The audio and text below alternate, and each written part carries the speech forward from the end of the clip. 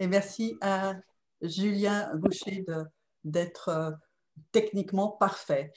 Au nom du comité du Cercle des dirigeants d'entreprise, j'ai le grand plaisir de vous souhaiter la très cordiale bienvenue à ce débat. Peut-on encore parler, débattre sur la COVID-19? C'est le thème qui va nous occuper ce soir. Pour cela, nous avons deux invités, et quels invités? Pierre Barnerias, qui nous avait déjà expliqué le pourquoi viscéralement il avait eu besoin, notamment après une grande carrière de cinéaste, qu'il est toujours d'ailleurs, réaliser ce film Hold Up qui a fait couler des milliers de tonnes d'encre. Et David Saddiq, qui est un spécialiste de la communication, notamment Internet, à qui je vais passer la parole pour nous expliquer qui ils sont. Pour l'instant, je vous demande d'ouvrir vos micros pour un chaleureux applaudissement, s'il vous plaît, pour Pierre et David.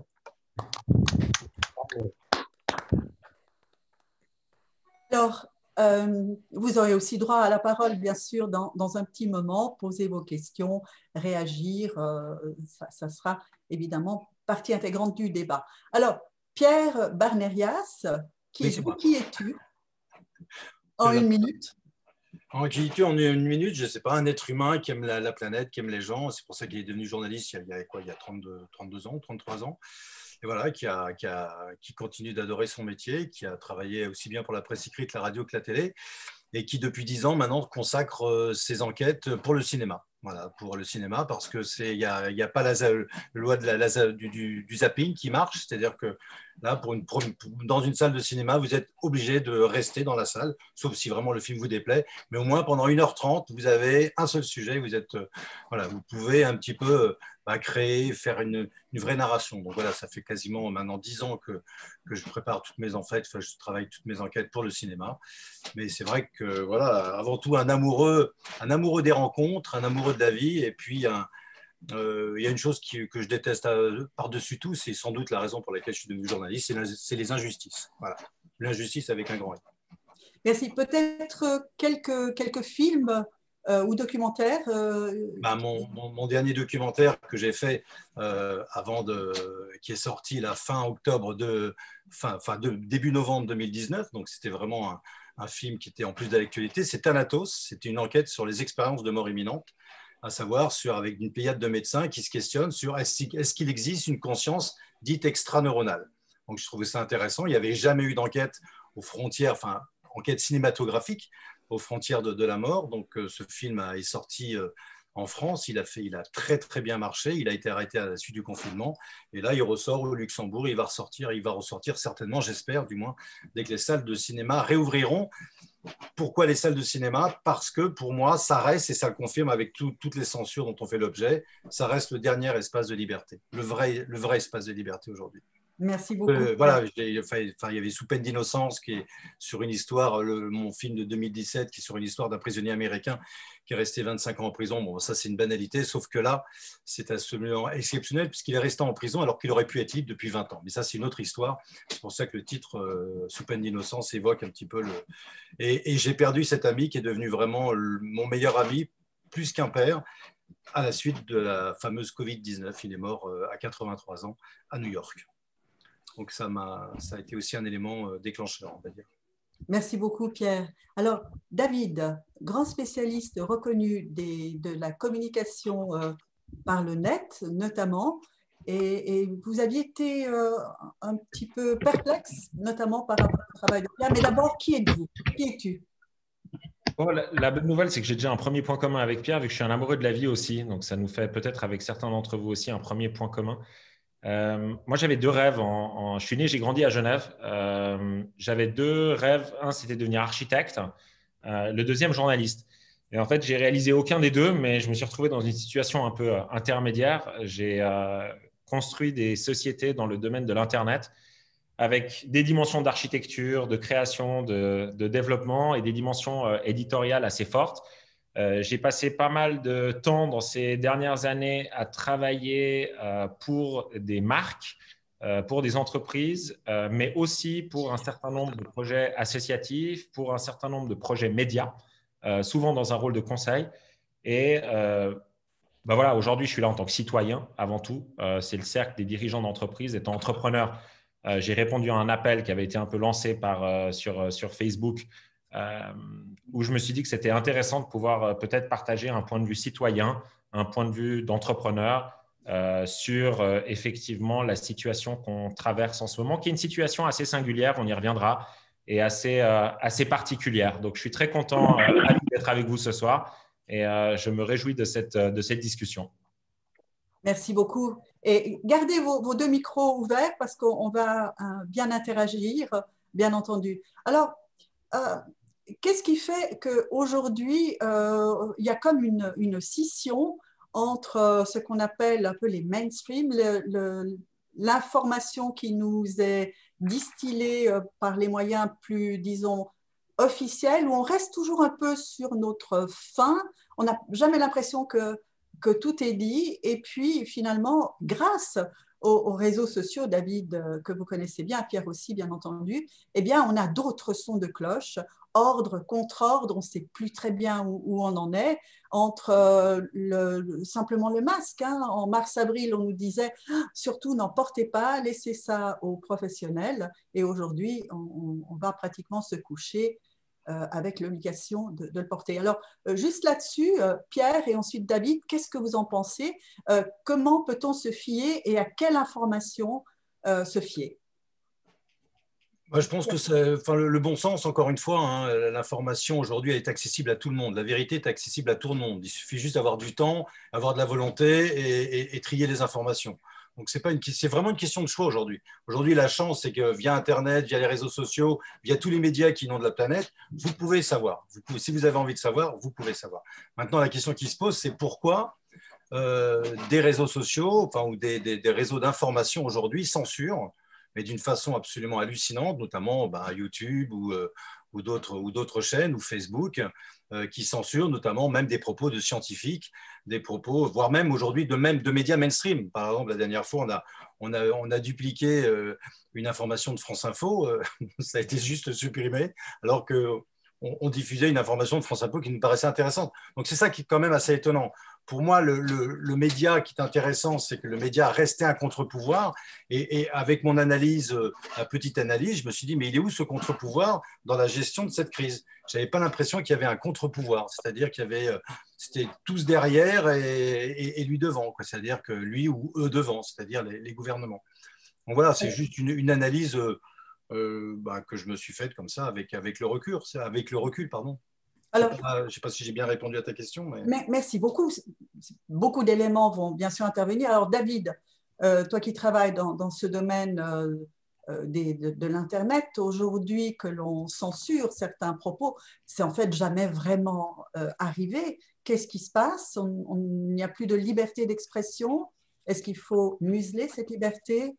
Là-dessus? Déjà, dans la question, c'est déjà arrivé et ça arrivait depuis longtemps. Donc, Internet, à peu près depuis le début, a été censuré, peut-être pas forcément avec la même vigueur ou avec le même professionnalisme. Les outils ont évolué, il y a différentes choses qui ont évolué, mais la censure a toujours existé.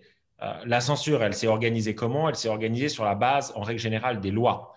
Mais les lois, il faut toujours plus de temps pour que les lois suivent l'évolution technologique. Donc, la technologie Internet était toujours, on va dire, plus avancée. Il fallait toujours un certain temps pour que le cadre légal puisse quelque part s'adapter à l'évolution technologique.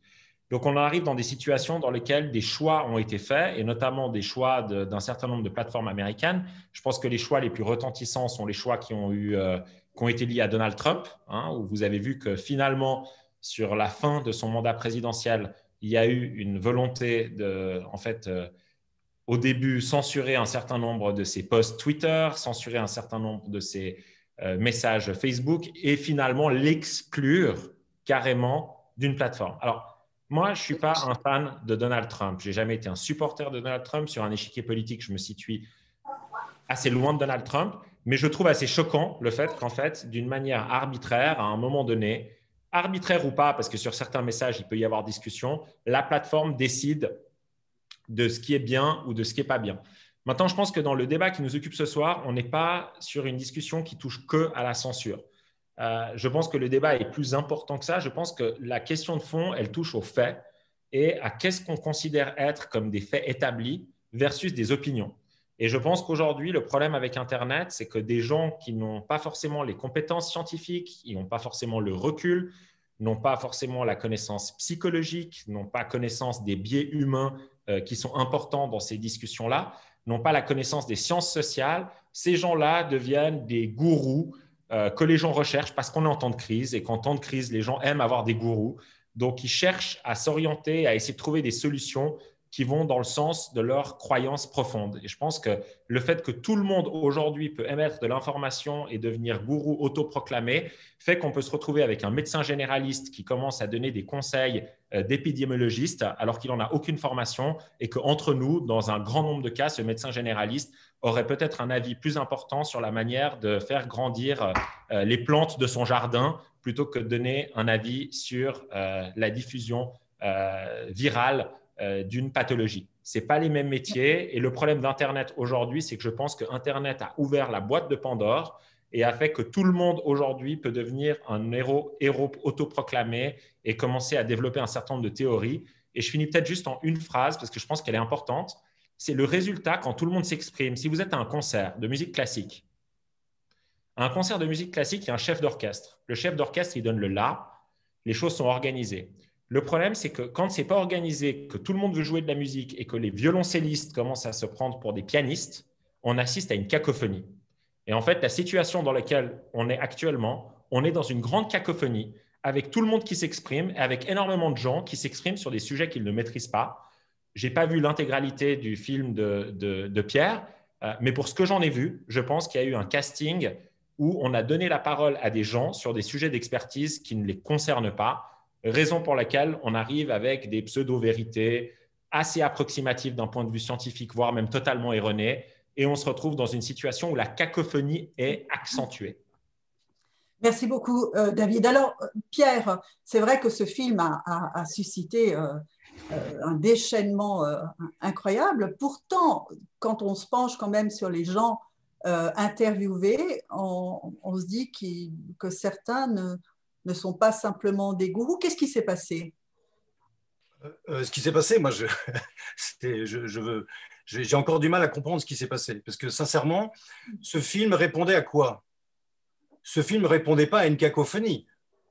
Il n'y avait pas de cacophonie en mois de novembre, il n'y avait aucune cacophonie. Il n'y avait aucune réponse à la question légitime et l'origine du virus. Il n'y avait aucune réponse au scandale du Lancet. Il n'y avait rien. Il y avait une monotonie. C'est-à-dire que la presse, pour moi, ne jouait pas son rôle. C'est-à-dire que la presse c'était vraiment les VRP, les VRP des gouvernements. Peu importe les gouvernements. Et ça questionne. Quand vous avez, je ne sais pas, un prix Nobel, alors on peut le traiter de sénile, de tout ce qu'on veut, mais quand vous avez un prix Nobel de médecine qui, sur un plateau de télé, dit écoutez, l'origine du virus, il n'est pas naturel, que les deux journalistes restent assommés et parlent de c'est une bombe atomique et qu'après, il n'y a rien. Quand vous avez un scandale du Lancet, on se dit, après le scandale du Lancet, ça va se caler maintenant, ils vont peut-être reprendre les protocoles et trouver qu'il y a des médicaments qui marchent. Et là, il n'y avait rien. Donc non, David, il y avait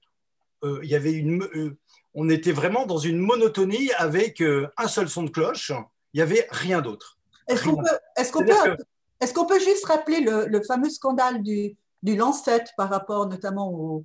il y a eu 2 épisodes, si mes souvenirs sont bons. Le scandale du Lancet, c'est juste énorme ce qui s'est passé. Et on n'a toujours pas les dessous de ce scandale.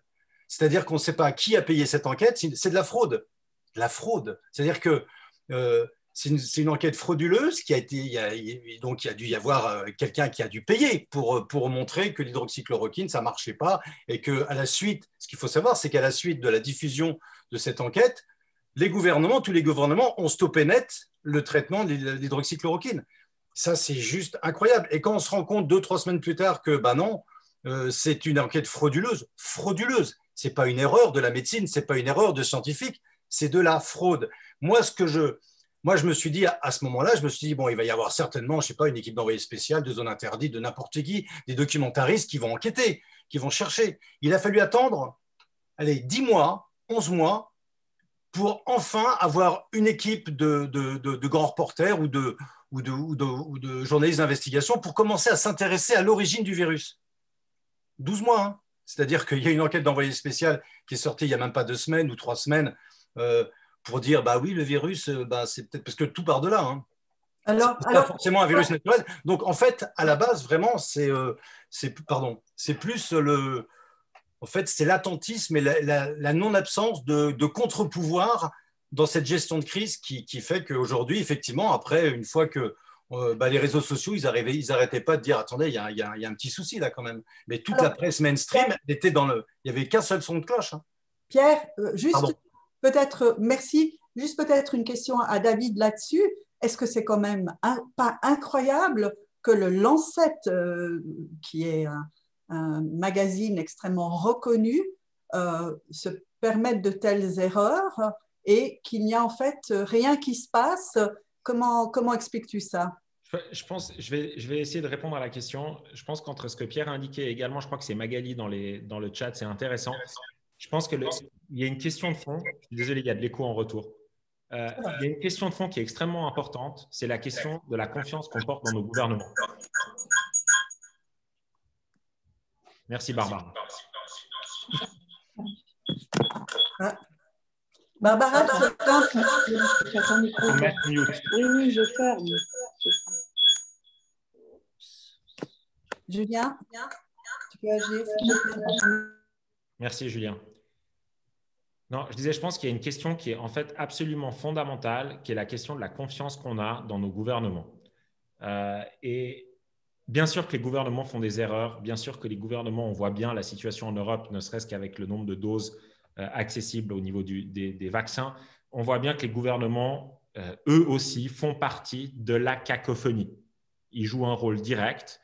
Et je pense qu'aujourd'hui, il y a une question de fond qui est quelle est la confiance qu'on porte en fait dans ces différents gouvernements. Est-ce que les gouvernements font bien les choses, pas bien les choses, etc. L'opinion que j'ai en tant que citoyen est une opinion qui m'est propre. Tout comme Julien, Enza, Pierre peut avoir une opinion. C'est une opinion, ce n'est pas des faits. C'est très important de séparer, je pense, les opinions personnelles, forcément subjectives, de la partie factuelle. Mais donner la parole aujourd'hui à des gens qui ont des formations qui sont dans des domaines complètement opposés ou différentes à celles du sujet en question ne va pas aider le problème. Donc, pour être extrêmement clair et pas tourner autour du pot, bien sûr que je ne pense pas que les gouvernements ils font les choses parfaites. Je ne pense pas qu'ils ont tout bien géré. Je ne pense pas qu'il y ait une vérité absolue, unique et que tout le monde doit réfléchir et penser d'une même manière. Mais par contre, je pense qu'en temps de crise, on a besoin d'un cap. Et en temps de crise, on n'a pas besoin, en fait, d'avoir trop de personnes qui ne sont pas compétentes, qui n'ont pas fait d'études en la matière, qui ne comprennent pas grand-chose, moi y compris. Je ne suis pas médecin, je ne suis pas épidémiologiste, qui rentrent aujourd'hui dans ce débat-là avec des opinions. On n'a jamais vu autant d'experts en virologie que ces quelques derniers mois. Tout le monde est expert en virologie. Tout le monde a un avis sur la manière dont la pandémie devrait être gérée. On a la chance de vivre dans des démocraties. On passe du temps à voter. J'espère que vous votez tous.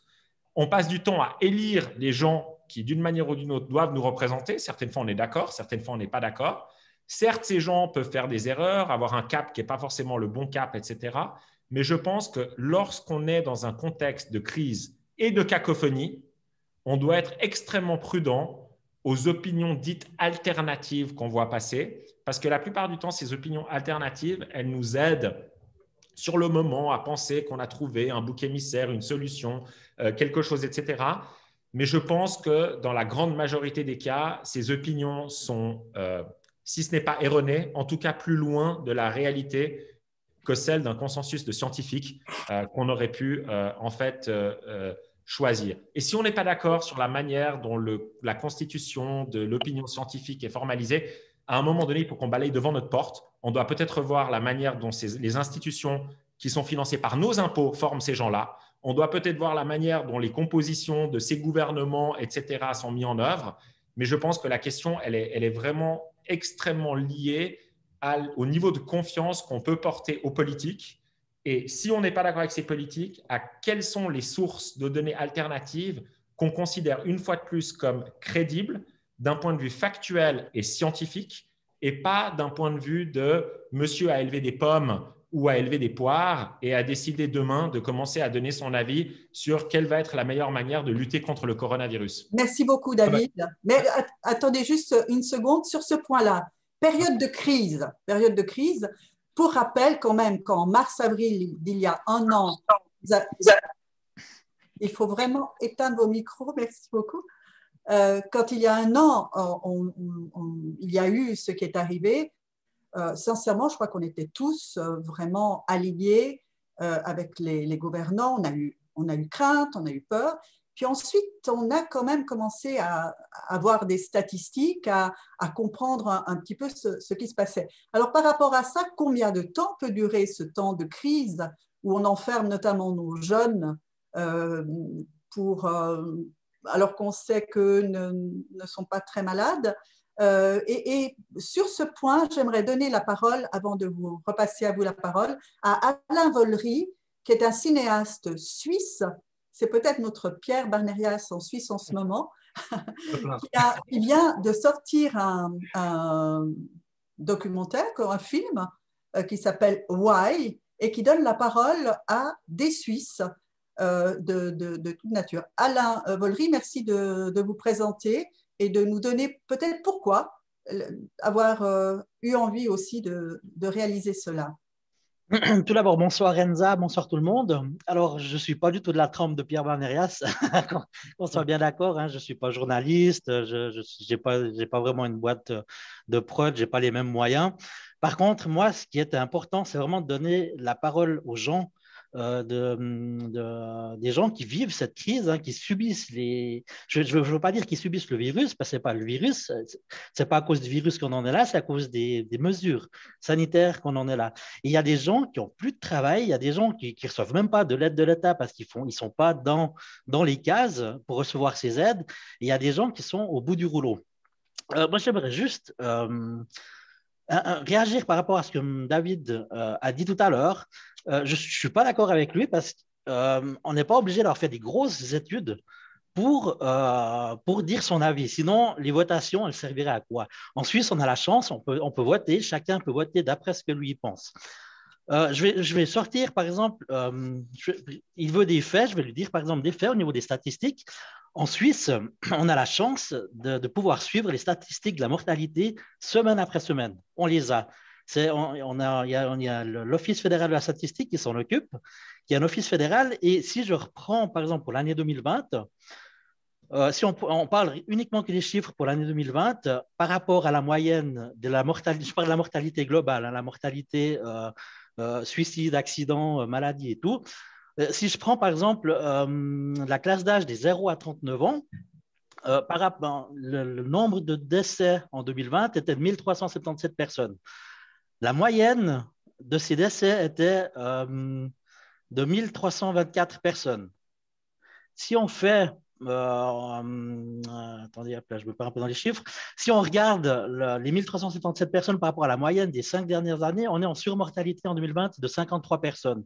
Alors qu'on sait en Suisse que le Covid a tué, je vais vous sortir ça, dans cette classe d'âge, 15 personnes. Comment est-ce qu'on explique cela? Ce n'est pas le Covid qui a tué ces personnes qui fait qu'on est en surmortalité par rapport à la moyenne des 5 dernières années. Le Covid, il en est pour rien. Je peux prendre aussi l'exemple de la classe d'âge des 40 à 64 ans, c'est le même problème. Si on prend la classe d'âge des 80 ans, qui sont très touchés par le Covid, le nombre de personnes tuées par le Covid, enfin qui sont tués par le Covid, qui sont avec le Covid, en 2020 est de 7003 personnes jusqu'à aujourd'hui. Alain, merci de ces chiffres, hein, mais je crois vraiment que beaucoup les connaissent et s'en étonnent justement. Alors justement, pas beaucoup de gens les connaissent. Ce que j'aimerais savoir, Alain, c'est quel a été ce besoin aujourd'hui de donner la parole à toute une population. Moi, j'ai regardé, ce sont des témoignages de Suissesses et de Suisses atteints bien par autre chose que le Covid, mais par la crise que cela provoque. Alors, le besoin, c'est qu'en fait, l'année passée, quand on était contre ces mesures et qu'on parlait ouvertement, en étant justement, en donnant vraiment les sources de ce qu'on disait, on était tout de suite traité de complotistes, de tous ces mots-là. Et chaque fois qu'une personne avait la tête en dehors de ce que disait le gouvernement, on était traité comme ça. Et les gens, en fait, ils avaient peur de parler. ils avaient peur de discuter autour d'eux. Et moi, dans le reportage Wise, j'ai vraiment eu envie de leur donner la parole. Alors, bien sûr, il y a eu énormément de personnes qui ont voulu prendre la parole, mais j'ai dû faire un tri parce que sinon, on arrivait à un reportage de 15 heures. Hein. Mais je trouve ce qui est important, c'est d'avoir l'avis des gens, comment est-ce qu'ils vivent cette période, parce que c'est quand même une période atypique qu'on Je peux vit. répondre? Bien sûr, David. Pardon, je vous en prie, je vous laisse terminer. Je vous avais peut-être pas terminé. Non, vas-y seulement, David. Pas de Non, souci. je trouve intéressant parce que le point de vue de la mortalité, etc., moi, je ne suis pas de nouveau un expert et je n'ai pas fait de grandes études. Juste pour info, je n'ai pas fini ma maturité. Donc, je ne me considère pas comme un grand scientifique ou un éminent. Voilà. Mon sentiment, c'est que sur la mortalité, j'ai fait un peu de statistiques quand même. Et en fait, il y a une phrase en statistique, quand on fait la base des statistiques, c'est « corrélation n'est pas raison ». Et ça, de nouveau, il n'y a pas besoin d'avoir eu son bac ou sa maturité pour connaître cette phrase-là. Ça veut dire qu'on peut avoir deux courbes qui vont dans la même direction. Ce n'est pas parce que les deux courbes vont dans la même direction qu'il y a un lien de cause à effet. N'oubliez pas qu'il y a eu un boom de la natalité après la Deuxième Guerre mondiale. N'oublions pas qu'il n'y a pas le même nombre de naissances chaque année. N'oublions pas qu'il y a 15 facteurs qui rentrent en compte dans les taux de mortalité, si ce n'est pas beaucoup, je dis 15, des dizaines de facteurs qui rentrent en compte sur les taux de mortalité. Donc, en fait, vous me donnez l'exemple parfait, Alain. C'est l'exemple que quelqu'un qui n'a plus confiance dans son gouvernement, etc., et c'est votre droit, parce que comme vous l'avez dit en tant que citoyen, vous avez absolument le droit de ne pas être d'accord avec votre gouvernement, de ne pas être d'accord avec sa politique et tout, mais de commencer à faire des statistiques à l'emporte-pièce. Alors, je peux juste… Si vous me laissez juste, je vais vous dire Ok. pourquoi elles sont à l'emporte-pièce. C'est qu'en Allez-y. faisant des exports, parce que j'ai essayé de faire comme vous, en faisant des exports comme ça avec la base des données sources qui sont données, c'est impossible d'avoir accès à tout ce qu'on appelle les variables exogènes, qui sont les paramètres qui peuvent avoir un impact important sur la statistique. Mais je m'excuse. C'est pas possible, vous n'avez pas les données. Je m'excuse, En fait, les morts Covid, on les a. Je m'excuse, les morts Covid, on les connaît. Non, On les connaît, les morts on connaît Covid. uniquement les morts Covid, mais Oui. on n'a pas le détail aujourd'hui de combien de pourcentage de ces gens-là avaient d'autres pathologies avant, par exemple. On n'en a aucune idée. Alors, excusez-moi, David et Alain, dans ce cas-là, il y aurait encore moins de morts Covid si on prenait vraiment les pathologies. Alors, C'est important, Enza. Qu'est-ce que vous Mais cherchez oui, à prouver? Parce alors… que votre question, excusez-moi, vous êtes modératrice. Votre question me semble particulièrement orientée. Que souhaitez-vous sous-entendre avec cette question-là? Non, moi j'essaie de savoir votre avis, celui de Alain, celui de Pierre. Donc sur cette question-là, c'est vous qui exprimez ceci en disant il faudrait qu'on débatte sur le chiffre des morts Covid en sachant quelle pathologie ils avaient avant. Vous avez raison, je crois. On n'a pas ces données-là.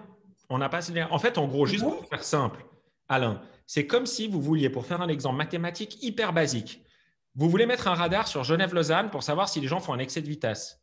Pour avoir un radar, il faut avoir un point A et un point B. Okay, on n'a que le point A, on n'a pas le point B. Mais on a vu que le mec, il passait vite. Alors, on s'est dit, on va lui mettre une amende. Il a dépassé les 120 km/h. Ça, c'est de la perception. David, je m'excuse, les morts Covid, on les connaît. On n'a pas le point B pour savoir ce qui se passe. Et ce qu'Alain, il décrit, c'est en fait… David, tu peux aller voir sur le site de l'OFSP. Alain, oui. Je peux montrer un papier aussi. Va regarder sur le site de l'OFSP, tu as les morts Covid par classe d'âge. Je m'excuse, on les connaît et on connaît la mortalité par classe d'âge en 2020. Et il y a dans toutes les classes d'âge, par rapport à la moyenne des 5 dernières années, on est en surmortalité. Alain, comment avec on beaucoup de ça? gentillesse. Alain, avec beaucoup de gentillesse. Quel est le premier facteur de décès en Suisse hors Covid? Ça doit être le cancer, je pense. Non, le premier facteur, c'est quoi aujourd'hui? Hypertension, principe. Ok, donc AVC et autres types de maladies. Est-ce que quelqu'un peut confirmer que c'est ça? Alors, moi, je ne suis pas médecin. Peut-être alors, excusez-moi. Mon point, c'est juste, Enza, pour très simple. Sans savoir quel était le nombre de pathologies desquelles les gens âgés mouraient en moyenne et quelle était la répartition de ces pathologies, vous êtes comme sur l'autoroute Genève-Lausanne, vous essayez de faire au feeling qui a dépassé les 120 km/h, vous n'avez pas les 2 points pour calculer la vitesse entre A et B. Donc, ce que j'essaye d'expliquer avec gentillesse et bienveillance à Alain, et je suis sûr qu'Alain est de bonne foi, c'est je lui dis avec toutes vos compétences de statisticien, Alain, vous n'avez pas les données sources nécessaires pour pouvoir établir une information objective et factuelle. Donc, ce que vous faites revient à peu près à faire ce que les météorologues faisaient à l'époque, c'est-à-dire il y a des nuages, il va y avoir du vent. Okay. On n'a pas encore le bon…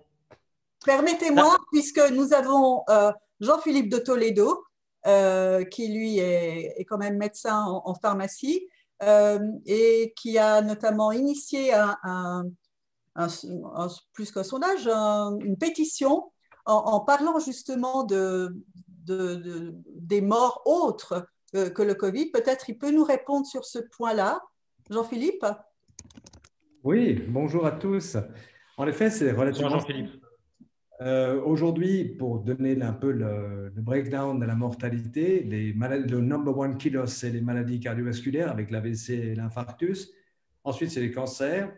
Ensuite, en Suisse, c'est l'Alzheimer. On est une troisième position. Après, il y a le BPCO, tous les problèmes respiratoires. Plus loin derrière viendrait le diabète, sauf que le diabète, évidemment, on ne meurt pas du diabète, on meurt de maladies cardiovasculaires avant d'avoir les problèmes du diabète. Donc, en fait, voilà, ça, c'est 75% de la mortalité. Et à côté de ça, il y a 1% de mortalité, c'est les maladies infectieuses. Donc, ça, vous pouvez aller sur le site de l'OFS suisse, il y a tout le breakdown chaque année. On a, et en fait, ça ne change pas beaucoup d'une année à l'autre. On est toujours un peu… Sauf que les cancers augmentent un petit peu. On mourra peut-être, ça va peut-être devenir la maladie numéro 1. Par contre, ce qu'on sait, c'est qu'au départ, 98% des morts de Covid étaient des malades chroniques. Parce que les maladies chroniques rendent extrêmement vulnérables et permettent l'entrée du virus. En fait, c'est un terrain extrêmement favorable pour que le virus non seulement rentre, mais se développe. Alors, ce 98% a baissé un petit peu. Aujourd'hui, on est autour des 95% des morts de Covid qui sont en fait des malades chroniques à l'origine. Ce qui veut dire que, et il faut savoir que les maladies chroniques tuent 40 millions de personnes par année. Ce n'est pas 2 millions, mais c'est 40 millions. Et c'est chaque année. Donc, c'est à peu près l'équivalent de 4 ans de Deuxième Guerre mondiale chaque année. Et donc, le Covid est un amateur à côté. Et pourtant, ça fait des années que les maladies chroniques tuent des dizaines de millions de personnes par année. On n'a pas confiné, on n'a pas cherché à faire un vaccin contre les maladies chroniques. Donc, c'est un petit peu bizarre toute cette histoire-là. Pourquoi est-ce que pour 2 millions de morts, on fait tout ce cirque alors qu'on sait qu'il y a 40 millions de morts dont on ne s'occupe pas chaque année? Voilà. Merci. Jean-Philippe de Toledo, peut-être un mot, dis-nous qui tu es, pour ceux qui ne te connaîtraient pas. 20 ans que je fais de la prévention. Et donc, je m'intéresse à ces sujets et je connais assez bien les différentes composantes qui font qu'on tombe malade. Pour quelles raisons? Les maladies, il y a 2 types de maladies. En gros, il y a les maladies qu'on attrape et celles qu'on développe. Mais le COVID fait partie de celles qu'on attrape, sauf que quand on l'attrape sur un terrain qui est défavorable, eh ben, on en meurt beaucoup plus vite. Et c'est l'essentiel des morts, c'est ces gens-là. Alors, ça va peut-être changer avec les variants, ceux qui vont venir peut-être dans le futur. Je réponds volontiers très brièvement à Jean-Philippe, à moins qu'Enza, vous souhaitiez peut-être passer la parole à Pierre, qui a peut-être… Oui, j'aurais souhaité, mais alors, Pierre, très rapidement, David. Non, je vous en prie, Pierre. Non, vas-y, au contraire. Non, je pense que par rapport au point de Jean-Philippe, déjà, je suis content qu'il ait confirmé, donc c'était bien les AVC en numéro 1. Deuxième élément, je vais vous relater une petite anecdote personnelle, mais qui est importante. J'ai perdu mon père du Covid dans la première vague. Donc, j'ai pu voir comment ça se passait au HUG à Genève quand vous aviez le Covid. Mon père avait 84 ans, il avait une santé déplorable. Ça n'allait pas bien. Est-ce qu'il aurait vécu beaucoup plus longtemps? Pas beaucoup plus longtemps. De nouveau, vous vous rappelez, on a dit qu'on séparait dans la cacophonie les opinions des faits. Mon opinion, c'est que son espérance de vie était comptée. Il était en surpoids, il était fatigué, il avait beaucoup de problèmes, il commençait à avoir un début d'Alzheimer. Qu'est-ce qui s'est passé quand il a été interné? La première des choses qu'ils lui ont demandé, c'est est-ce que vous voulez être intubé? Parce qu'à l'époque, il y avait suffisamment encore d'intubateurs disponibles pour pouvoir l'avoir fait. Il a décidé de son plein gré. Et ma question n'est pas mon père. Ma question, c'est combien de personnes comme lui ont décidé non, l'intubation, non merci, je ne la fais pas. Ce que j'essaie d'exprimer, c'est qu'en fait, Jean-Philippe a sûrement raison. Il est médecin, je connais sa réputation aussi. Il a sûrement raison pour dire que… les statistiques sont dans l'ordre, les AVC, le cardiovasculaire, les cancers viennent ensuite, que les cancers augmentent. Personne n'a de boule de cristal pour pouvoir savoir ce qui va se passer exactement. Il y a trop de paramètres aujourd'hui au niveau statistique qui ne sont pas maîtrisés, ce que j'exprimais à Alain tout à l'heure, qu'on le veuille ou non, et ce n'est pas une histoire de David a raison, Paul a tort, etc. Nous n'avons pas suffisamment de données sur ces patients-là. Quelles étaient les pathologies qu'ils avaient avant? Est-ce ils ont accepté l'intubation ou pas accepté l'intubation? Combien il y avait d'intubateurs encore disponibles à ce moment-là ou pas? On est dans ce qu'on appelle une équation multifactorielle. À partir du moment où c'est multifactoriel, non, en une phrase. À partir du moment où c'est multifactoriel, il y a beaucoup de facteurs. On peut juger, c'est le facteur A, c'est le facteur B, c'est le facteur C, etc. C'est comme quand on gagne au loto. A priori, ce n'est pas facile d'identifier la cause exacte qui fait qu'on a gagné, sauf si on a toutes les données statistiques, ce qu'on n'a pas aujourd'hui. Et ça, c'est un point qui me semble être extrêmement important. Merci. Pierre, en France, vous avez ce genre de données aussi sur lesquelles on peut ou pas s'appuyer? Des données statistiques, bien sûr, bien sûr. Il y a des données et moi j'espère, mais là j'ai pas, c'est pas, moi c'est bon, j'ai donné, mais j'espère qu'il y aura des enquêtes là-dessus. J'espère qu'il y aura des enquêtes sur les vrais chiffres, sur les chiffres. Voilà, moi j'ai hâte de les avoir ces chiffres. De toute façon, un jour ou l'autre, ça va. Moi, je pense qu'on aura, on aura vraiment une vision de ce qui s'est passé exactement. Moi, dans cette pandémie, je n'ai que des questions. Comment on peut, là, pour revenir un petit peu à l'aberration de la situation, un virus qui contamine les gens, les personnes qui sont contaminées par la Covid guérissent à 99,95% ou 96-97%. C'est juste hallucinant de savoir que sans traitement, hein, sans traitement, c'est-à-dire sans traitement, les personnes qui ont contacté ce virus guérissent à 99 en moyenne, 95%. Avec traitement, ils guérissent quasiment à 100%. Comment expliquer que des centaines de milliards, des trilliards de milliards ont été déversés depuis quasiment maintenant un an, hein. Mais expliquez-moi, d'où vient cet argent? Moi, j'ai tellement de questions. Qui va payer? Pourquoi une telle débauche de moyens? On savait très bien qu'en septembre 2019, déjà, on était quasiment à la veille d'une banqueroute énorme. Enfin, je veux dire que ça, c'est pas moi. Et là, je suis en face d'entrepreneurs suisses. On savait pertinemment que déjà, on était à la veille d'une catastrophe boursière. Enfin, ça, encore une fois, ce sont les chiffres qui parlaient. Il y avait déjà des sommes astronomiques. On avait fait fonctionner la planche à billets. Moi, je n'ai que des questions. Et pour revenir un peu à ce que évoquait David, sans le dire vraiment, dans Hold Up, c'est un point de vue, Hold Up. Hold Up, c'est un point de vue. Oui, parce que c'est une narration. Moi, dans ce film, je voulais réhabiliter le virus dans ce qu'il est. Le virus, il fait partie de la vie, le virus. On ne va pas combattre contre un virus. Il a toujours été là. Donc, je voulais réhabiliter le virus dans ce qu'il est. Donc, ça, c'est un point de vue. C'est un point de vue. Et dans ce film, il y avait quand même, je ne sais pas, 15 docteurs en droit, en médecine, en chimie. Il y avait 2 prix Nobel. Il y avait une pléiade de médecins. Ce n'étaient pas des fous furieux. Ce n'étaient pas des gens qui s'exprimaient comme ça en disant… Et puis, surtout, c'est que c'était des personnes à qui, pour la première fois, on tendait un micro. Car pendant quasiment un an, on a entendu que les mêmes épidémiologistes qui retournent leur veste en ce moment, moi, ça me fait hurler de rire. Mais quand vous entendez des blachiers qui aujourd'hui nous disent qui a combattu le traitement de Raoult en disant c'est n'importe quoi, c'est un charlatan, et aujourd'hui qui défendait le Remdesivir, on connaît la suite du Remdesivir avec le scandale. Ça, c'est un scandale qui est juste monstrueux, le scandale du Remdesivir. Moi, j'attends avec impatience que des journalistes d'investigation nous disent mais qu'est-ce qu'il y a derrière, quoi. Quand on sait que les conseils… Pardon. Pardon, Pierre. Vous êtes tous des passionnés, donc on sent. Il y a en tout cas du débat. On a encore une scientifique qui est là, je crois, la docteure Kalam. Est-ce qu'elle est là? Oui, Nathalie Kalam. Vous êtes médecin?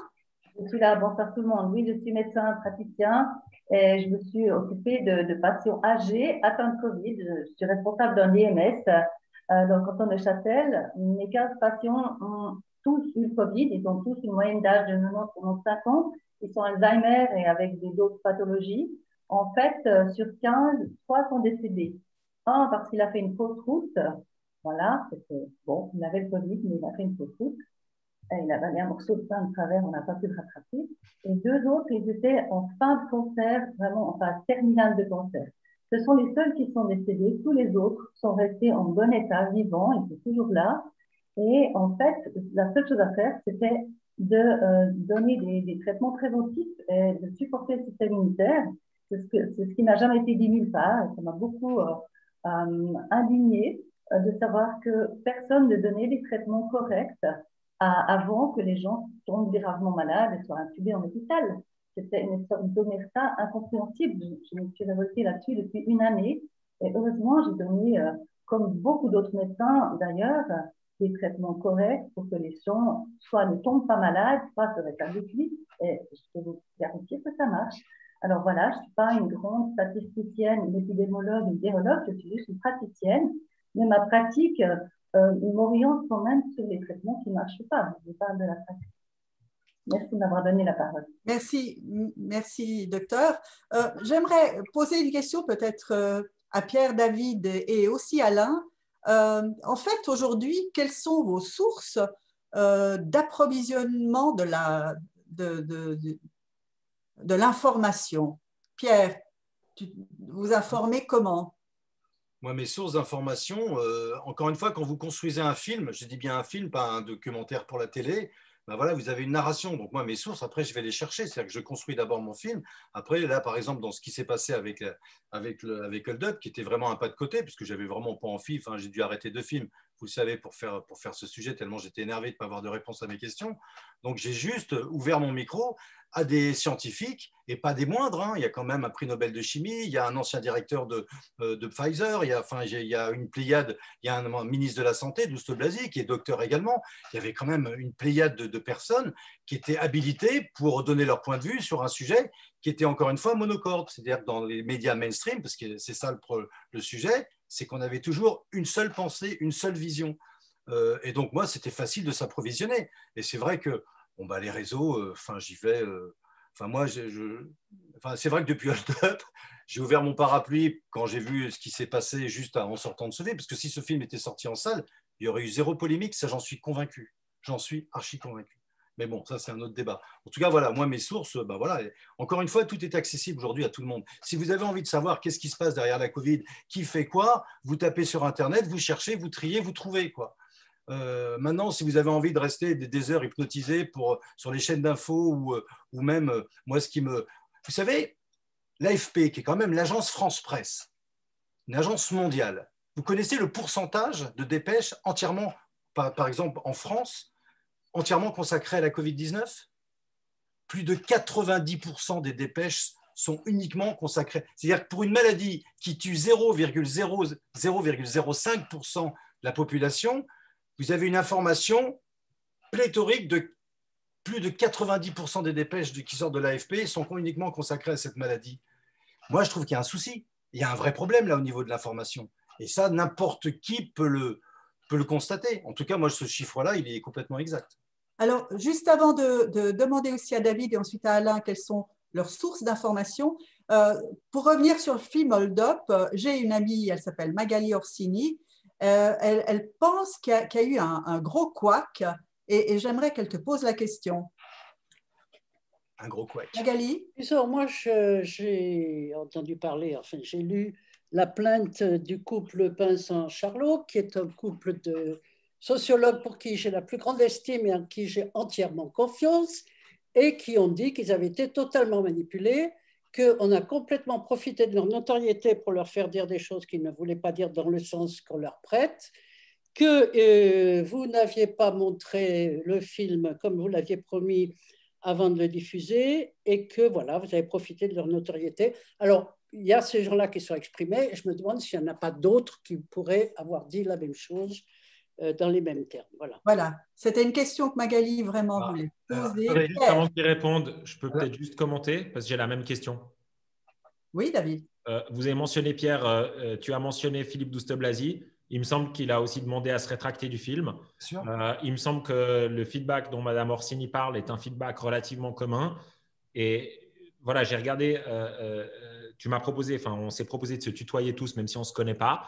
Le Wikipédia, j'ai regardé ta biographie sur Wikipédia. Tu es un journaliste professionnel à la base. Et en fait, j'ai la même question qu'elle. En fait, je me dis comment est-ce qu'un journaliste professionnel, qui dit journaliste professionnel, dit quelqu'un qui a appris le traitement des sources, qui a appris en fait la différence entre une opinion personnelle et entre un fait, qui a appris la vérification des sources, qui est tombé dans le panneau d'avoir des gens comme Douste-Blazy ou comme ce couple dont Mme Orsini parle, qui aujourd'hui se désolidarisent parce qu'ils se sentent grugés. Et je me dis à un moment donné, qu'est-ce qui explique ça? Ok, Pierre, alors. C'est excellent. Merci de me donner la réponse. C'est là où je me dis, on se rend compte du travail de la presse mainstream pour étouffer mes réponses. Parce que vous m'avez entendu parler depuis la sortie d'Hold Up? Vous m'avez entendu m'exprimer? Non, c'est quand même étonnant. Alors que j'ai toutes les réponses. On a tout débunké, on a tout montré. On a même diffusé tous les mails qu'on a envoyés à tous les personnages. Vous savez que dans le métier, ça fait quand même 30 ans que je fais des documentaires, dont plusieurs ont été primés dans plusieurs festivals. Je ne connais pas un seul journaliste, entendez bien, un seul journaliste de magazine, de télévision et même de cinéma qui envoie son film une semaine avant pour validation et pour dire est-ce qu'on peut l'améliorer. Donc vous êtes voilà, Madame Orsini, je vous dis, j'ai envoyé à Monique Pinson-Charlot et à Philippe Douste-Blazy, une semaine avant la sortie, le film. Ils m'ont rien répondu. Au contraire, voilà, donc il n'y a pas un seul journaliste qui agit ainsi, d'accord? Ça, c'est la première chose. Maintenant, la deuxième chose. Pourquoi Monique Pinson-Charlot, tout d'un coup, 2 jours plus tard, s'est désolidarisée en disant « Ouais, je l'ai trompé. » Mais attendez, moi, je vais demander, je diffuse l'intégralité de l'interview. Il n'y a aucun souci. Philippe Douste-Blazy, pareil. Vous savez pourquoi j'ai retiré finalement Monique Pinson-Charlot dans la version définitive du film? Justement parce que moi, je ne pouvais pas autant, je cautionne les propos parce que je les ai mis dans mon film, donc je veux bien les cautionner. Mais à partir du moment où elle revient sur ces propos qui sont absolument pas du tout sortis de leur contexte, et moi j'attends qu'elle me fasse une diffamation, quoi que ce soit, pour montrer tous les rushs du film et montrer qu'il y a eu aucune manipulation de ma part. Alors ça, vraiment, pour l'instant, j'ai reçu aucune plainte en diffamation, hein. Aucune, juste pas. Donc, moi, je voulais, attendez, non, c'est important parce que je voulais garder Monique Pinson-Charlot alors qu'elle s'est désolidarisée, parce qu'elle n'a pas pu supporter d'être traitée de complotiste, alors qu'il n'y a aucun complot, d'être traitée de complotiste au même titre que les 34 autres personnages du film. Donc, moi, je lui dis, bon, elle assume pas ses propos, donc je la retire. Je l'ai retirée du film, je n'avais pas de problème. Quant à Philippe Douste-Blazy, je voulais le garder également dans le film, lui. Non, je voulais le garder dans le film. Il m'appelle 3 jours avant la sortie du film définitif. Et je lui dis, mais Philippe, moi, je suis désolé, je vous ai envoyé le film une semaine avant, tous vos propos sont excellents, vous savez très bien que je n'ai pas sorti aucun film j'ai pas sorti vos propos de leur contexte, et vous connaissez mon honnêteté. Il m'a dit, oui, mais je veux absolument que vous me retiriez de votre film. Et je dis, pourquoi? Dites-moi s'il y a une seule chose de faux, et on reviendra sur le factuel tout à l'heure. Dites-moi s'il y a une seule chose, s'il y a un seul fait qui est faux et qui n'est pas sourcé dans mon film. Il m'a dit, non, c'est pas ça. Il m'a dit, c'est que moi, ce que vous faites croire ou dire, c'est-à-dire que Bill Gates se fait de l'argent sur le dos des vaccins, moi je ne peux pas supporter parce que Bill Gates est un ami, et il est membre du conseil d'administration de ma société. Alors, donc, non, mais c'est important. Donc à ce moment-là, je lui dis, c'est juste pour vous expliquer.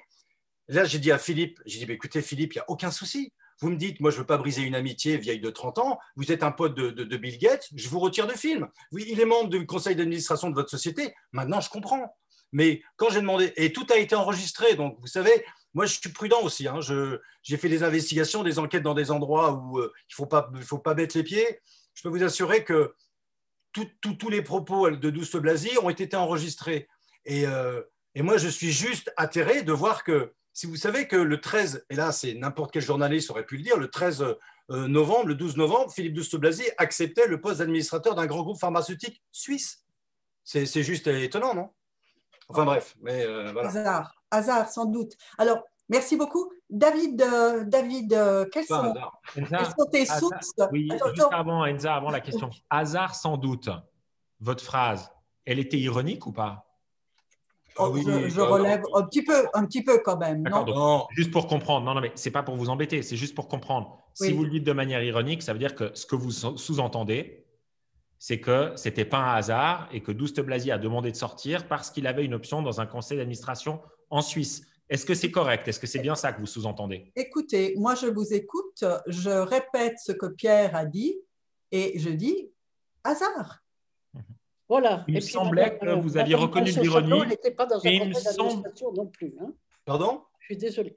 Madame Pinson-Charlot n'était dans aucun conseil d'administration. Alors, la raison pour laquelle elle a voulu se retirer, c'est-à-dire le fait qu'elle a estimé que vous interprétiez ses propos de façon complètement déviée, vous ne pouvez pas, elle, l'accuser d'avoir fait cela parce qu'elle touchait des dividendes dans un conseil d'administration. Mais j'ai rien dit de tout ça.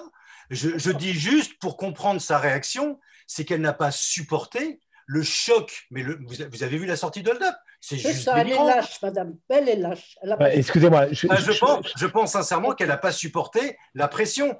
La question. Non, attendez, je crois que ça part dans tous les sens. On va revenir.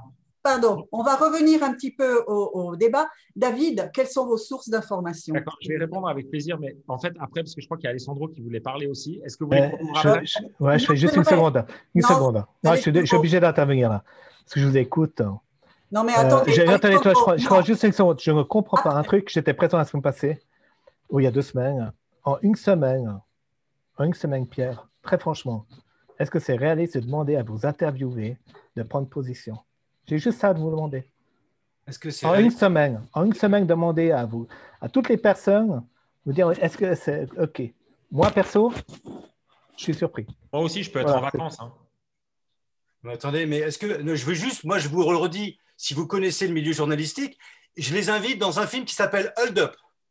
On les interroge, je leur envoie un dossier, je leur envoie mon film, ce que ne fait aucun. Renseignez-vous dans le milieu. Vous aviez promis de le faire.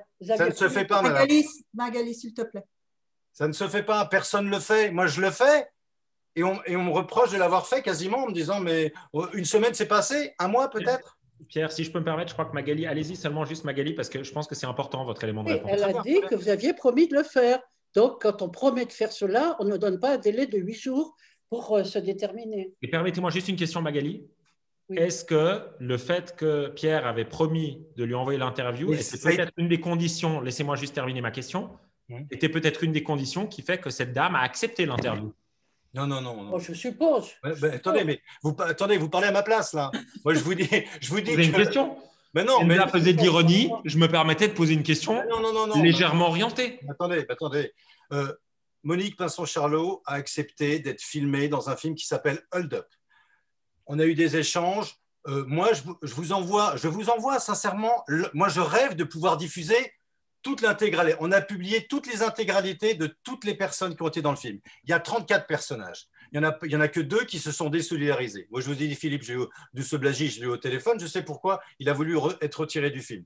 Alors qu'il a crié, non, je me désolidarisais. Monique Pinson-Charlot, il y a eu une mise en demeure de son avocat en me disant, écoutez, voilà, moi, je veux que ma cliente ne disparaisse du film. Mais dites-moi où, pourquoi, en disant que j'aurais pas mis ses propos dans son contexte. Je l'ai encore réentendu, il n'y a aucun souci avec ça, je n'ai aucun problème. Et moi, j'attends juste la plainte pour diffamation.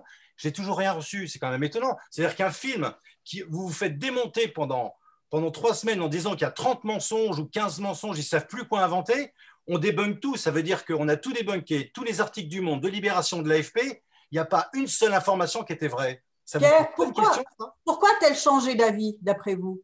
Pourquoi? C'est ce que je dis, elle a changé d'avis parce qu'elle travaille pour le service public. À mon avis, elle a dû recevoir des pressions incroyables et c'est tout. C'est juste ça. Attendez, une question. Voilà. Mais je ne peux pas répondre à sa place. Est-ce que Enza, parce que Enza étant la princesse de la modération, on va lui demander son avis d'abord. Enza, est-ce que je peux poser une question? Écoutez, David, est-ce que vous avez la gentillesse, David et Alain, parce que le temps passe, de répondre à ma question du départ d'il y a quelques grosses dizaines de minutes? Quelles sont vos sources pour vous informer aujourd'hui? On reviendra selon le temps. Avec plaisir, je vais répondre, mais je tiens à vous dire quand même que vous êtes presque aussi autoritaire qu'Alain Berset. Hein. Il me téléphone chaque fois qu'il veut parler. Alors, quelles sont les sources? J'ai découvert un journal plus jeune qui s'appelait Le Courrier International. Vous le connaissez probablement et j'ai bien aimé parce que je me disais, tiens, enfin, un journal qui… voilà. Et ça fait partie des rares journaux auxquels je me suis abonné parce que j'aimais bien l'idée de la diversité des points de vue. Personnellement, je pense que de s'informer, peu importe les sources d'ailleurs, complotistes, pas complotistes, journaux de gauche, journaux de droite, etc., je pense que de s'abreuver qu'à une source est très mauvais. Et je crois dans la pluralité des sources, ce qui fait que je suis beaucoup la politique américaine. Ça m'arrive très souvent, surtout à l'époque de Trump, d'aller sur des journaux de droite, voire d'extrême droite, ou Breitbart, ou ce type de publication pour ceux qui suivent un peu les États-Unis. Et je trouve qu'on en sort toujours plus intelligent de connaître en fait le point de vue des autres. Et Enza, c'est la raison pour laquelle j'ai accepté ce débat. Pourquoi est-ce que j'ai accepté de me dire je viens discuter, etc. et tout? J'ai une femme, des enfants comme vous tous, d'autres choses qui peuvent m'attendre. Je me suis dit, on est toujours plus intelligent à discuter. On est dans un pays où, comme certains l'ont mentionné au départ, on a une démocratie, on est prêt à partager notre point de vue, on est prêt à échanger, etc. Et on est toujours non seulement plus intelligent, mais aussi plus avisé d'avoir écouté le point de vue des autres et de se forger sa propre opinion. Raison pour laquelle j'aime la démocratie directe et j'aime la Suisse. Donc, pour répondre peut-être succinctement à votre question, Enza, je lis beaucoup. Et j'essaye de lire beaucoup de choses. Donc, certains de mes amis de gauche trouvent que je lis trop à droite et mes amis de droite me taxent généralement de gauchiste. parce que je lis aussi pas mal et j'ai sur certains sujets des opinions qui sont plutôt à gauche. Je pense qu'on vit dans un monde dans lequel aujourd'hui, l'amalgame de dire les gens sont de gauche, de droite, du centre, écologistes, etc., tout ça n'a plus grand sens. Je pense que les cartes ont été redistribuées et qu'on devrait, dès l'adolescence probablement, ou le début de l'adolescence, enseigner à nos jeunes la pluralité des médias, enseigner à nos jeunes des cours de journalisme très rapidement, la compréhension du traitement de l'information, l'analyse critique, la capacité à séparer les opinions des faits. Et en tout cas, si quelqu'un se présentait avec un programme politique comme ça, qu'il soit de gauche ou de droite, je voterais pour lui. Merci beaucoup, David. 100% d'accord. Formidable. Alain, quelles sont vos sources d'information aujourd'hui? Je veux juste dire toutes mes condoléances à David qui a perdu un membre de sa famille l'année passée. Moi, j'ai perdu ma maman en 2016. Elle avait 67 ans. Il n'y avait pas le Covid. Voilà. Moi, mes sources, c'est l'OFS, donc l'Office fédéral de la statistique. Je vous ai mis le lien dans les commentaires. Et c'est l'OFSP aussi, l'Office fédéral de la santé publique, qui publie les morts Covid. Comme ça, les morts Covid, on les connaît jour après jour, en fait. Et je voulais juste finir par quelques chiffres de la statistique de mortalité globale en Suisse jusqu'à la semaine numéro 12. Donc, les chiffres sont sortis mardi. Et pour information, en 2015, jusqu'à la semaine numéro 12, on avait 18 998 personnes décédées. En 2017, on avait 17 997 personnes. En 2018, on a eu 17 797 personnes. 2019, 17 202 personnes. Et là, en 2021, on est à 16 753 personnes. Alors, après, les chiffres 2021 ne sont pas finaux. Il y a une variante entre 5 et 10%, mais on est en sous-mortalité par rapport à toutes ces années, rien que si on part du 1er janvier à la date de la semaine numéro 12. Et voilà, sinon, c'est tout ce que j'avais à dire. Sinon, merci beaucoup de m'avoir invité et d'avoir pu donner la parole à ces chiffres et puis d'avoir pu un peu parler de Why. Voilà. Merci beaucoup, Alain, d'avoir été là un peu au pied levé. On a découvert votre ouvrage très, très récemment. Pour en revenir à Pierre et David, si vous aviez une question à vous poser l'un et l'autre, une question, vous allez avoir deux questions. La question qui fâche et l'autre, celle qui permettrait à votre face-à-face d'avoir un peu de douceur pour finir le débat. Pierre, la question qui fâche, David. J'en ai pas, moi. Enfin, sincèrement, j'ai pas de question qui fâche.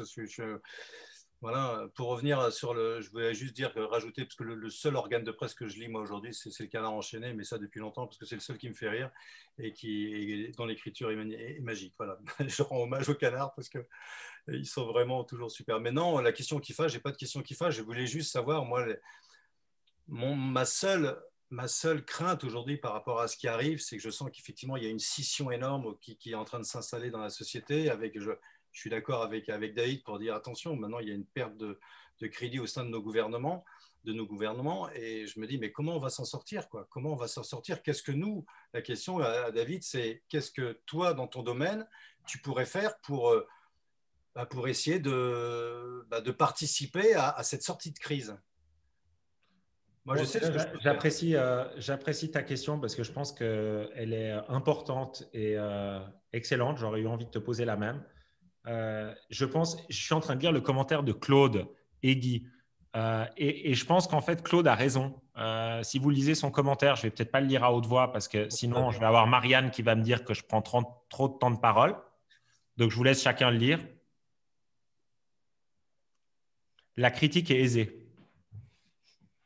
Quelle serait, alors d'abord peut-être la réponse à Pierre. Je vais répondre, mais en fait ma réponse va exactement dans le sens de celle de Claude. Donc si vous me permettez, j'aurais juste voulu, si vous êtes d'accord Enza, que les gens lisent la réponse de Claude avant que je donne la mienne. Ok. Moi, je ne dois pas être doué parce que je sais pas. Elle est dans le chat, Claude Egui. Claude Egui, qui est mon mari en l'occurrence. Mais en l'occurrence, je ne l'ai pas choisi parce que c'était votre mari, je l'ai choisi parce que je pense que son avis est vraiment intéressant et j'ai à peu près le même. Vous arrivez tous à le lire ou j'ai besoin de le lire à haute voix? Lis-le parce que moi je ne vois pas où il est. Donc, ok, la critique est aisée. Claude, peut-être, peut le lire. Voilà, alors Claude, allez-y. Non, non, merci David de votre soutien. Nous n'avons aucun échange matériel pour en arriver là. C'est spontané et je vous laisse lire.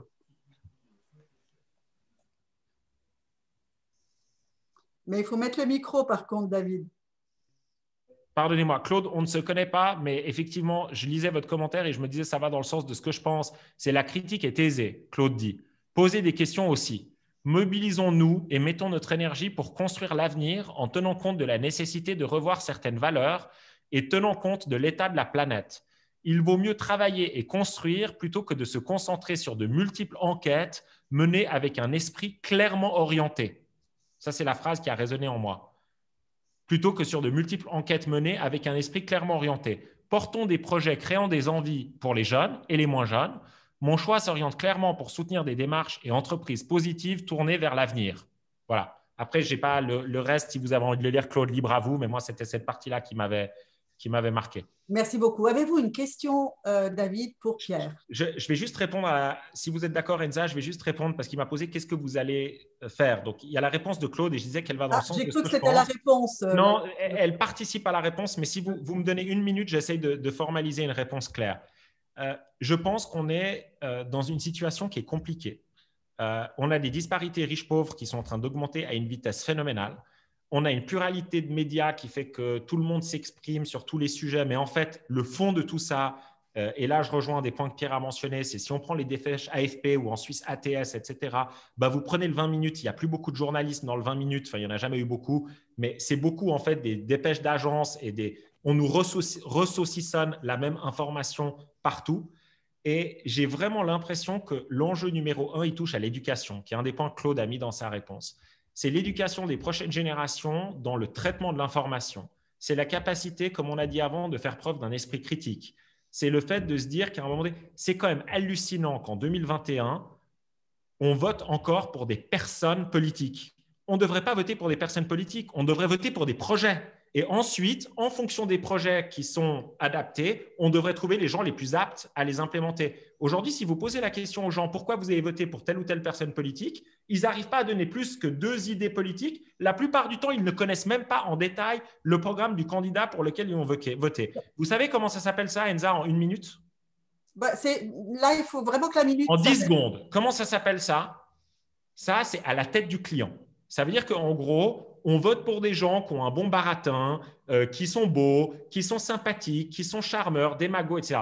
Et je pense qu'en fait, si on veut une meilleure planète, pour reprendre le terme de Claude qui me paraît juste, si on veut tendre vers une meilleure planète, une meilleure société, etc., on doit augmenter la qualité de l'éducation, mais on doit aussi, d'une manière ou d'une autre, s'assurer que les gens se développent avec des repères, une distance critique et une capacité, d'une manière ou d'une autre, à faire évoluer la société, non pas basée sur la tête des candidats politiques qu'ils élisent, mais basée sur des aspirations et des compétences réelles à faire évoluer la société. J'ai fini. David, merci beaucoup. Une brève question pour un autre temps de parole à Pierre, peut-être. David. Moi, j'en ai une de question, Pierre, pour vous.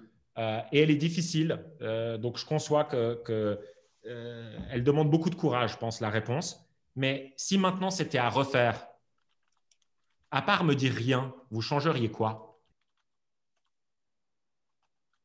Pierre, il faut mettre le micro. Peut-être que c'était ça sa réponse, c'était de dire j'aurais laissé le micro cette fois. Pardon. Allô? Vous m'entendez? Pardon, je ne suis pas très doué en technique. Si c'était à refaire, sincèrement, je me suis posé la question, je pense que je ne le referais pas.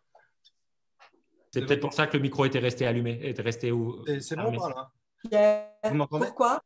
Vous m'entendez là ou pas? Oui, très bien.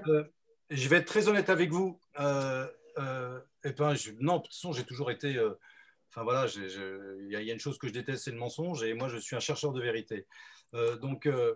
Quand il y a eu cette déferlante à la sortie d'Hold Up, je l'ai trouvée tellement hallucinante, tellement disproportionnée, parce que ok, de temps en temps, vous mettez un petit peu de poil à gratter. Là, ok, je parlais d'une gouvernance mondiale, c'était légitime. Et puis, j'avais découvert des choses que je trouvais fort intéressantes. En plus, avec des gens qui avaient une qualité et qui avaient surtout qui étaient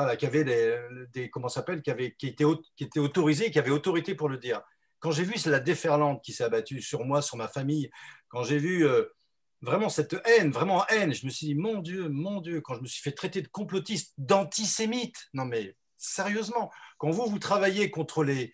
Enfin, moi, j'ai fait bon nombre de reportages contre les sectes et autres, et que vous retrouvez brocardé en termes de complotisme, c'est-à-dire c'est juste une insulte.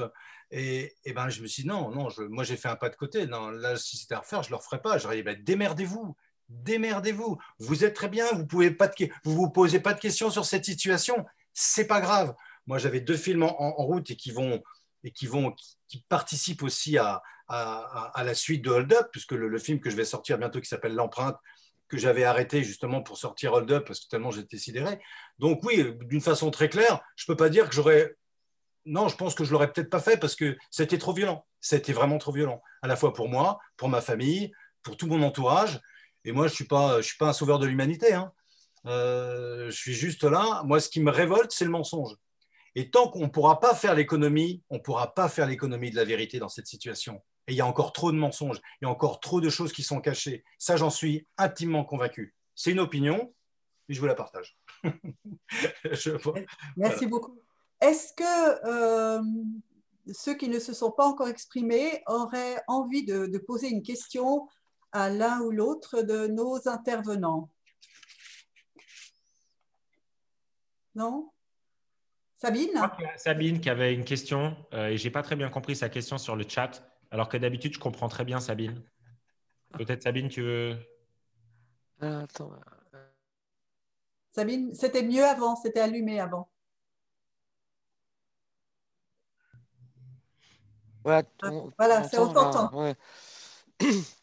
Ouais, David, j'avais noté sur un de tes posts LinkedIn, hein, sur une interview de TED avec où Bill Gates était invité. En fait, qui cautionnait, en fait, tu l'avais cautionné, mais en fait, lui parlait du changement climatique et qu'il était en fait un messager assez imparfait du climat. Ce qui m'a quand même, si tu es étonné, c'est que dans tous ces… Alors ça, je te pose une question. Dans tous ces speeches depuis 5 ans, qui ont quand même rassemblé des millions de vues, en 2015, il annonçait une pandémie qui allait éclater en 2020.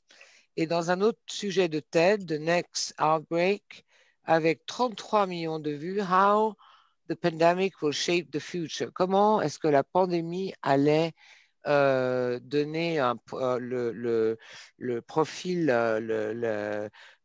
au futur. Et il y en a encore eu un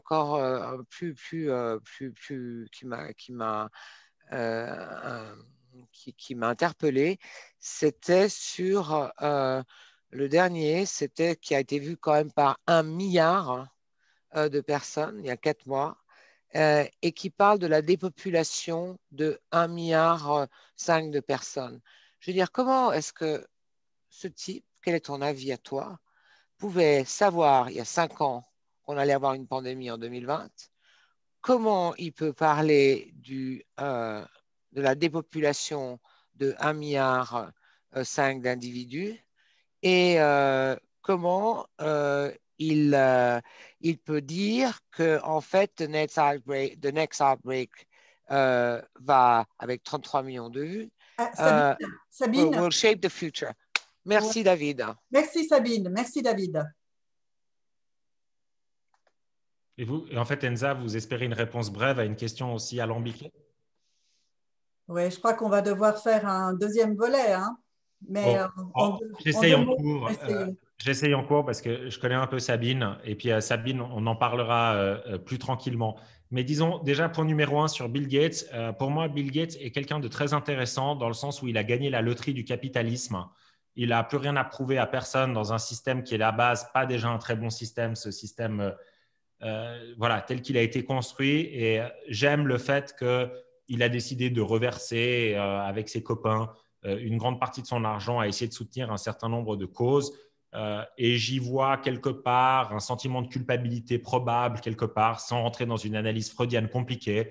Mais je pense qu'il y a un peu de culpabilité quelque part qui fait qu'il a envie d'essayer d'aider, de faire un certain nombre de projets. Donc, globalement, je suis plutôt positif par rapport à ça. Je suis plutôt positif par rapport au pledge et tout. Après, avoir prédit que ci, que ça, ce que ta question sous-entend, en fait, c'est que toi, tu penses que les dés étaient pipés.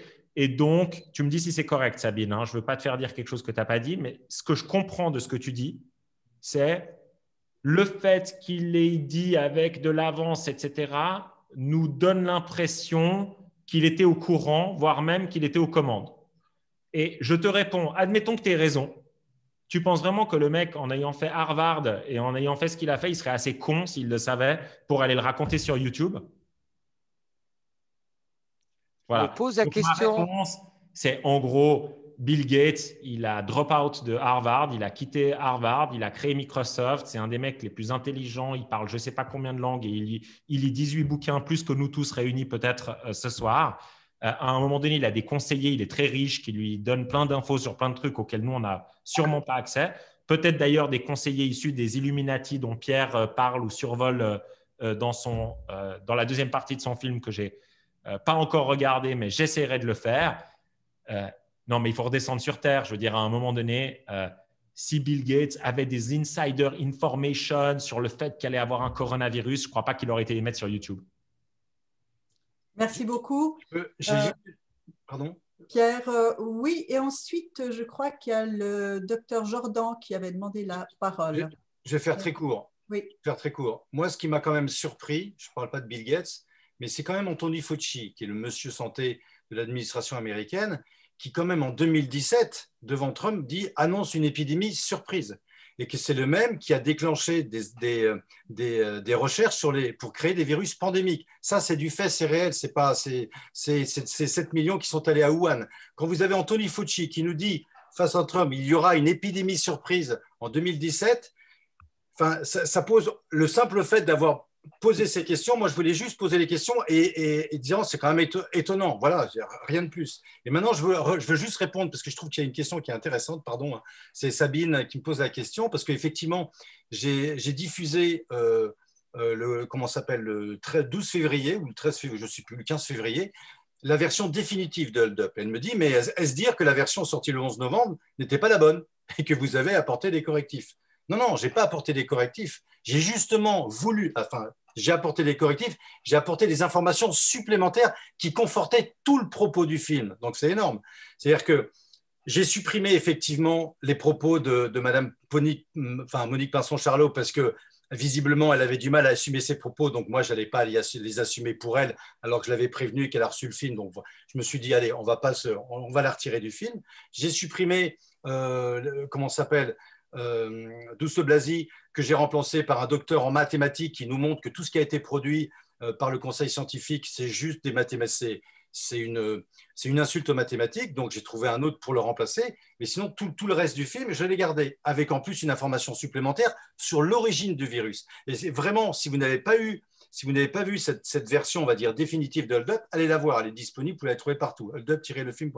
Donc voilà, ça c'est pour dire que non, je voulais juste diffuser une version définitive parce que la version, et c'est énorme, vous ne le savez pas, mais la version qui a été vue des millions de fois, c'est même pas la version finale du film, c'est une copie de travail. Comment des journalistes ont pu se fourvoyer en faisant une critique sur une copie de travail qui s'est retrouvée balancée parce que justement, j'avais envoyé mon film 6 jours avant la sortie. D'accord? Et que voilà. Donc il y a eu un erreur d'aiguillage et que tout le monde a balancé ce film sur les réseaux sociaux. C'est pour ça que ça fait... il y a eu cet emballement et autres. Mais merci pour la question parce que, non, au contraire, c'était juste j'ai sorti cette version définitive qui était la version définitive officielle. Maintenant, il y aura. Ceci dit, on m'a posé la question, est-ce qu'il y aura un Hold Up 2? Je vais vous dire, moi, je suis tellement scandalisé de voir ce qui se passe aujourd'hui avec les vaccins. Moi, ça me mine tellement à l'intérieur que je suis en train de me dire, Pierre, tu vas peut-être faire un Hold Up 2, alors que pour moi, j'ai vraiment pas envie de remettre le couvert parce que ça va, quoi, j'en ai pris assez. Mais là, avec tout ce qui se passe, avec toutes les informations qu'on reçoit et que vous recevez tous, si vous avez encore une fois, si vous avez envie de chercher, vous pouvez trouver l'information, vous pouvez trouver la vérité. Moi, c'est la seule chose qui m'intéresse. Hein. Le seul vecteur, c'est est-ce que c'est vrai ou est-ce que c'est faux? C'est tout, c'est du factuel. Merci beaucoup Pierre et David. Nous avons explosé les temps entre guillemets d'antenne. Le docteur Jordan voulait parler, mais je crois qu'un problème technique a fait qu'il n'est plus ici. Si on devait retenir 3 mots, mais vraiment en 10 secondes, David et Pierre, de votre état d'esprit. Qu'est-ce qu'on retiendrait avant de se dire au revoir? Alors, David? Cacophonie, cacophonie, grande cacophonie. Rappelez-vous l'orchestre, tout le monde essaye de s'exprimer, tout le monde prend la parole. Absence de beaucoup de pression dans la cacophonie et l'humain qui a besoin dans la cacophonie et dans la pression de trouver ce qu'on appelle des biais de confirmation, hein, des raisons qui expliquent son mal-être, son désespoir, sa tristesse, le fait qu'il n'arrive pas à trouver du travail et qui, de fait, va d'une manière ou d'une autre s'abreuver un peu partout, quitte parfois à s'abreuver auprès de sources qui ne sont pas toujours très fiables ou qui ne sont pas scientifiquement pertinentes. Merci beaucoup. Et ce n'est pas jugé. Merci beaucoup, Pierre. Je ne sais pas trop quoi dire. Moi, je pense qu'encore une fois, on ne pourra pas faire l'économie de la vérité sur une situation qui est historique à tous les égards. Donc, tant qu'il n'y aura pas d'enquête sur qu'est-ce qui se passe et qu'est-ce qu'il y a derrière, parce que moi, je continue de chercher, je continue de questionner. Et si questionner aujourd'hui devient un acte répréhensible, c'est juste triste. C'est juste triste, c'est tout. Donc, voilà, j'espère qu'il va y avoir des journalistes, j'espère qu'il va y avoir des journalistes d'investigation qui vont faire des grands sujets d'enquête qui vont être diffusés sur les médias mainstream. Voilà, c'est mon seul souhait aujourd'hui. Merci beaucoup, Pierre et David. Je vous propose que l'on se retrouve dans un an pour faire le point, si ça vous convient. En attendant, merci d'ouvrir vos micros pour applaudir David et Pierre et David de ce joli moment. Merci à vous. Merci beaucoup. Merci à vous, vraiment. Et puis, yallah. Merci beaucoup.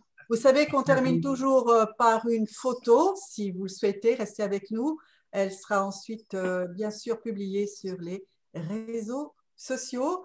Est-ce qu'on peut juste montrer le programme de ces prochaines semaines, Julien?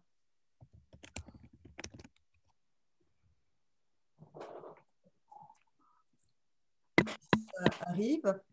D'ailleurs, pendant que vous attendez, un bel applaudissement pour Julien, le roi de la technique. Merci beaucoup. Oh. Voilà, osant entreprendre. Alors là, lundi, c'est notre série Penser, agir. Vous la connaissez bien, on l'a commencé il y a déjà 3 mois. Là, c'est Nicolas Rosa, directeur informatique adjoint au CHUV, introduire l'intelligence artificielle en entreprise, et il va nous parler de l'exemple du CHUV, justement. Jeudi prochain, donc dans une semaine, c'est la présidente de Genève Aéroport qui vient nous parler de Genève Aéroport au cœur de la tempête. Et lundi, comme tous les lundis, le Penser agir. Pierre Martyry, que vous connaissez sans doute probablement beaucoup. Réfléchir, c'est bien. Agir, c'est mieux. Et on se réjouit de... Ah ben, on en a encore. De toute façon, vous trouvez tout ça sur le site sur lequel vous êtes connecté pour venir nous voir. Et il y a... Ah oui, ben ça, vous ne pouvez pas manquer. Noam Yaron. Alors lui, il est un peu fou. Il a décidé de traverser le Léman dans le sens de la longueur, 75 km en 24 heures. Et il vient nous expliquer son défi. Et Roberto De Primis, que vous connaissez aussi, il est politologue, expert international. Il se trouve que le 29 avril, ça fera juste 100 jours que Biden a prêté serment. Je me réjouis bien sûr de vous revoir ici déjà et bientôt en vrai pour pouvoir vous servir l'apéritif et trinquer et continuer d'échanger. Qui disait déjà, je ne suis pas d'accord avec vous, mais je me battrai pour que vous puissiez le dire. C'était un philosophe proche de nos contrées. On continuera ainsi au CDE. Et merci d'avoir été là. La photo, on aime bien, nous, les photos un peu marrantes, un peu déjantées, sourire, enfin ce que vous voulez. Vous faites la tête aussi si vous voulez. C'est Julien, notre photographe préféré. Allez, Julien, vas-y. Fais shooter la photo. Yes. Merci beaucoup. David, Pierre, restez encore avec moi pendant qu'on dit au revoir à nos amis Jérôme, Maurizio, Marisa, Alain Merci d'avoir été là. Merci. Sabine, Jean-Philippe, on se téléphone. Oui. Nathalie, Marc, Bravo. On continue comme ça. Pierre, Salut. Au revoir, au revoir. Nathalie, Barbara, Merci beaucoup à tout le Cher monde. Marie, on se voit tout à l'heure. Voilà. Solange, merci d'avoir été là. Sonia, Oui, merci à toi. à Merci. bientôt. Au revoir. Au Au revoir. revoir. Merci beaucoup. Salut. Bonne soirée. Once upon a time in the West. On peut même arrêter l'enregistrement, Julien.